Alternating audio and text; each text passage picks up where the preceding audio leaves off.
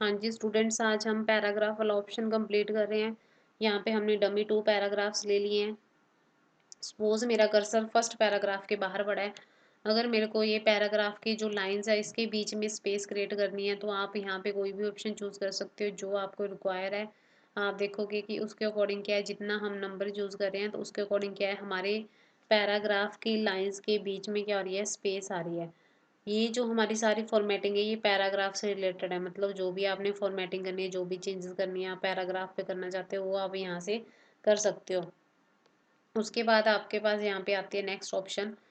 यहाँ पे हमारा लिखा है remove space before paragraph, add space after paragraph. अगर आप अपनी क्या करना चाहते हो स्पेस वगैरह, यहाँ पे अभी हम कंट्रोल जेड कर देते हैं। अगर आपने यहाँ पे कोई भी पैराग्राफ के बाद इसमें स्पेस ऐड करनी है, तो आप यहाँ पे आ रहा है जैसे ऐड स्पेस आफ्टर पैराग्राफ, जैसे हमने यहाँ पे क्लिक किया तो आप देखोगे यहाँ पे आपकी क्या है, स्पेस ऐड हो चुकी है। और अगर आपने यहाँ पे रिमूव करनी हो बिफोर पैराग्राफ या आफ्टर पैराग्राफ, तो आप यहाँ पे वो चीज़ कर सकते हो। उसके बाद ये हमने कलर वाला कर लिया था। उसके बाद नेक्स्ट है, जैसे कि हमने ये वाला पैराग्राफ के बाहर हमारा कर्सर है, अगर आपने बॉर्डर लगाना है, जैसे हमने बॉटम बॉर्डर लगा लिया, तो आप देखोगे कि उस पैराग्राफ के नीचे आपके बॉर्डर लग चुका है। अगर आप उसके टॉप में बॉर्डर लगाना चाहते हो तो आप देखोगे हमारे पैराग्राफ के टॉप में बॉर्डर भी लग चुका है। लेफ्ट में लगाना चाहते हो तो लेफ्ट में लग जाएगा। अगर आप राइट में लगाना चाहते हो तो राइट में भी लग जाएगा। यही काम आप डायरेक्ट आउटसाइड बॉर्डर की ऑप्शन से भी कर सकते हो। अगर आपको फोर साइड आपको क्या चाहिए, बॉर्डर चाहिए, तो आप यहाँ से क्या कर सकते हो, इस तरीके से फोर साइड बॉर्डर लगा सकते हो। अगर आपको ऑल बॉर्डर चाहिए, जैसे कि कोई टेबल वगैरह बना हो, तो आपके सारे उसके अकॉर्डिंग बॉर्डर लग जाएगा। तो इस तरीके से आप क्या बॉर्डर के अलग अलग ऑप्शन चूज़ कर सकते हो। अगर आप नो बॉर्डर पे क्लिक करोगे तो आपका बॉर्डर क्या हो जाएगा, रिमूव हो जाएगा। उसके बाद आपके पास नेक्स्ट ऑप्शन है, यहाँ पे हमारे पास आती है डिक्रीज इंडेंटेशन होता है, ये इंक्रीज इंडेंटेशन होता है। जैसे कि हम यहाँ पे इंक्रीज इंडेंटेशन पे क्लिक कर रहे हैं तो आप ये देखोगे इंडेंटेशन के लिए हमारे पास ये होता है, ये हमारा क्या होता है, ये अलग अलग होते हैं, वैसे अलग अलग है, मैं आपको वो भी बता दूंगी। पहले आप सिंपल यहाँ पे इंडेंटेशन के अकॉर्डिंग कर लो। ये हमारी लेफ्ट इंडेंटेशन होती है और ये हमारी राइट इंडेंटेशन होती है। इंडेंटेशन का मतलब क्या होता है कि आप अपने पैराग्राफ के आगे और पीछे कितनी, मतलब लेफ्ट और राइट से कितना स्पेस छोड़ना चाहते हो, उसको हम बोलते हैं इंक्रीज इंडेंटेशन हो रही है। जैसे हम यहाँ पे इंक्रीज इंडेंटेशन कर रहे हैं तो आप देखोगे यहाँ पे हमारी क्या हो रही, इधर लेफ्ट साइड से क्या होगी, इंडेंटेशन इंक्रीज हो चुकी है।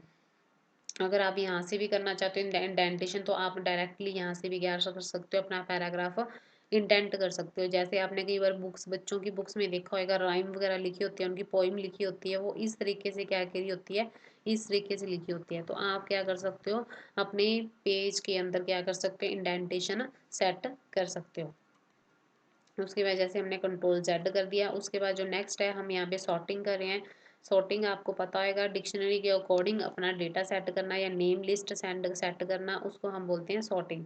डिक्शनरी में क्या होते हैं, हमारे जो अल्फ़ाबेटिकली ऑर्डर के अकॉर्डिंग हमारे जो वो क्या वर्ड्स होते हैं, जैसे ए टू जेड होते हैं।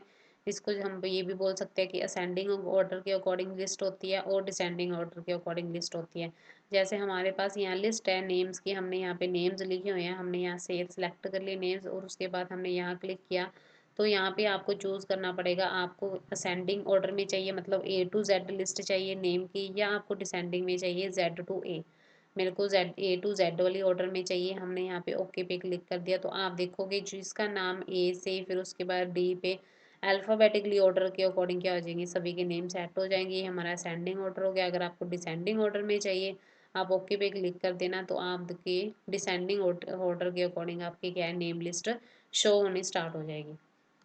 तो हमने यहाँ पे आज पैराग्राफ वाला टैब है ये कंप्लीट कर चुके हैं। उसके बाद जो आपके है यहाँ पे, उसके बाद हमें ये जो नेक्स्ट है, ये हमारी हेडिंग्स वाली होती है, स्टाइल वाली, ये भी हम कर लेते हैं। इसको हम एक बार डिलीट कर लेते हैं। कंट्रोल ए, डिलीट की प्रेस कर दी। अभी हम क्या करते हैं, थोड़ा यहाँ पे जैसे हम डेफिनेशन लिख देते हैं, computer.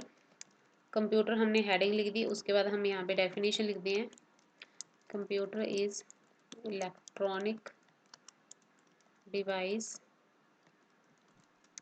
which is used to calculate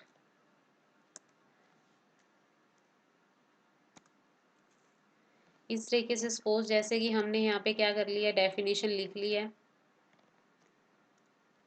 हमने यहाँ पे क्या कर लिया, डेफिनेशन लिख ली है।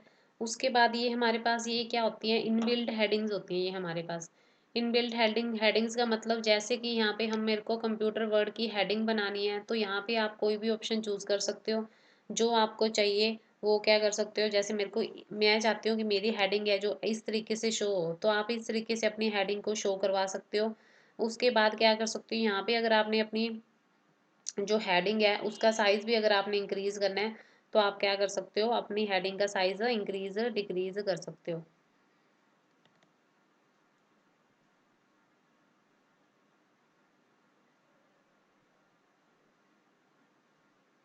Just wait. ये देखो, जैसे कि मैंने यहाँ पे हेडिंग ली है, और हेडिंग का हमने अगर साइज वगैरह इंक्रीज करना है, तो आप यहाँ पे क्या कर सकते हो, अपनी हेडिंग का साइज इंक्रीज कर सकते हो। अगर आपको कोई और हेडिंग लेनी है, तो आप इस तरीके से क्या कर सकते हो, आपके पास बहुत सारी इनबिल्ट हेडिंग्स होती हैं, आप इनमें से कोई भी हेडिंग चूज कर सकते हो। जैसे हमने ये हेडिंग ले ली, अगर आपने उसके बाद साइज इंक्रीज करना है, तो आप इस तरीके से क्या करोगे, अपना जो हेडिंग है उसका साइज इंक्रीज कर सकते हो। उसके बाद जो नेक्स्ट है, अगर आप यहाँ पे ऑप्शन चूज करते हो क्लियर फॉर्मेटिंग की, तो आपकी जो ये फॉर्मेटिंग की हुई है, मतलब जो हमने फॉर्मेटिंग की है, मतलब ये हेडिंग लगाई है, वो सारा क्लियर होके जैसे ब्लैक कलर का पहले टेक्स्ट नॉर्मल ये आ रहा था, वैसे आने लग जाएगा, मतलब क्लियर हो जाएगी फॉर्मेटिंग। उसके बाद चेंज स्टाइल में क्या है, अगर आप ये जो हेडिंग्स आपने चूज किया है, अगर आप थोड़ा इसका स्टाइल वगैरह चेंज करना चाहते हो, तो आप यहाँ पे जाके कर सकते हो। जैसे कलर्स में जाके हम आप देख रहे हो कि इसका कलर भी चेंज हो रहा है, कलर्स में जाके आप क्या कर सकते हो, अपनी हेडिंग का कलर चेंज कर सकते हो एज योर रिक्वायरमेंट, जो आपको अच्छा लगे या आपको जो चाहिए, लाइट डार्क सभी कलर यहाँ पे आप इस तरीके से हेडिंग का कलर चेंज कर सकते हो। उसके बाद क्या है, स्टाइल सेट के अंदर आता है कि अगर आप अपना जो कंप्यूटर लिखा हुआ है, आप किस फॉर्मेट में दिखाना चाहते हो, तो आप कौन सा स्टाइल लेना चाहते हो, तो उसके अकॉर्डिंग क्या चूज कर लोगे, आप अपनी ऑप्शन ले लोगे।